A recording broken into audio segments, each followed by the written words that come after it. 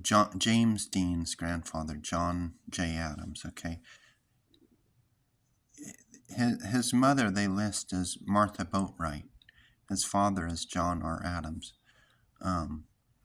Martha Boatwright was actually his stepmother, and you can look here on census records, 1890. He's living in Terre Haute, Indiana, 203 North 2nd Street. His mother, Martha Adams is listed as divorced on this record.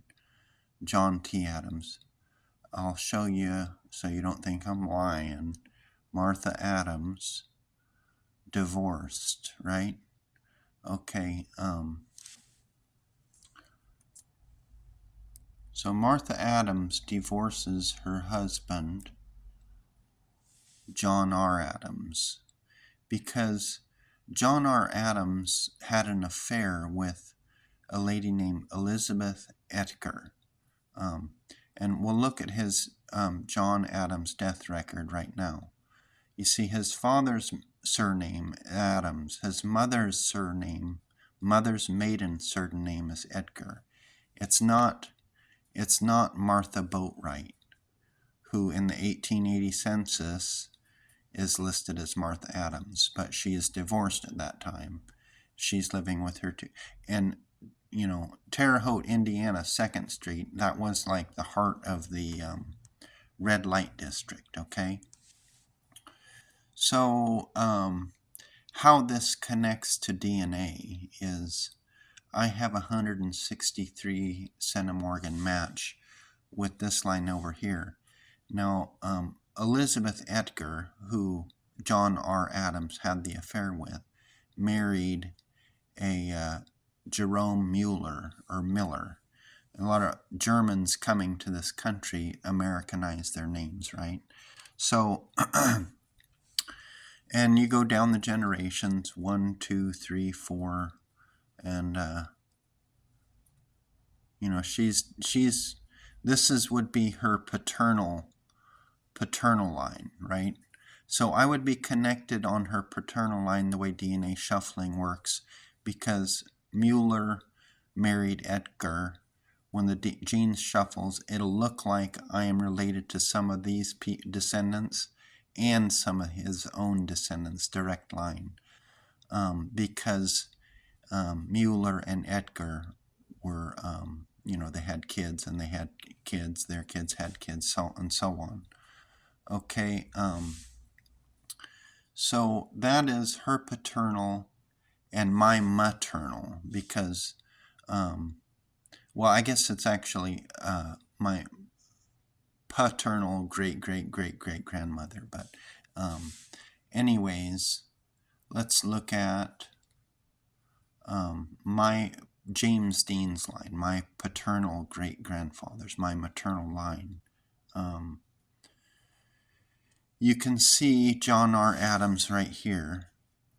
His dad was Zachariah Adams, and he had a sister, Cynthia Adams, over here, Cynthia Adams, and she had kids, and her descendants ended up being my 163 centimorgan match is this lady right here.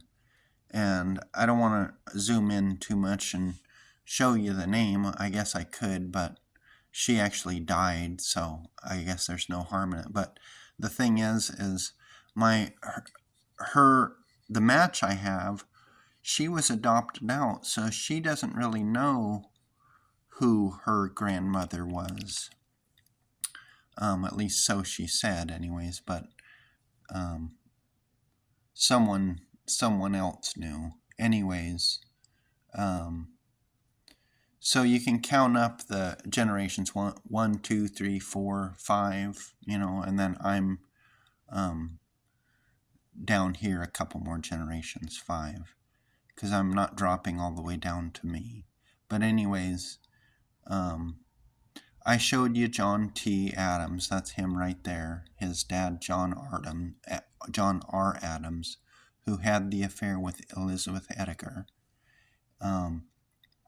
So I have half cousin, low centimorgan, half cousins, third, fourth, fifth, sixth cousins, but nothing close. But the reason why I'm close with the 163 is I'm actually related on both paternal and maternal lines. Just the way DNA shuffling works. Now I'll show you. We'll go over to the centimorgan chart, and you can see, you are in the middle if you're the one, investigating, and you count 1, 2, 3, 4, 5 great-great-grandparent, and then you can go down the list, third, second, and the centimorgan range for a third, a second cousin one time removed is 0 to 316. So it's not a hard and fast rule. Third cousin once removed is 0 to 173. Fourth cousin one time removed, 0 to 117. And they change those a little bit over time, but that's the way you calculate it. And it can be, let's look at the other one. I think I have another one. It's basically the same thing, I guess. But yeah, you just count the generations, and then you can tell what. This one doesn't list the centimorgans. It just says first once removed or whatever. So, but let's go back and look at, just to reiterate, I think I showed you this. On his death record, his mother's maiden name is Edgar, and his father's surname is Adams. So we know that John R. Adams' mother was not Martha Boatwright, as it says in the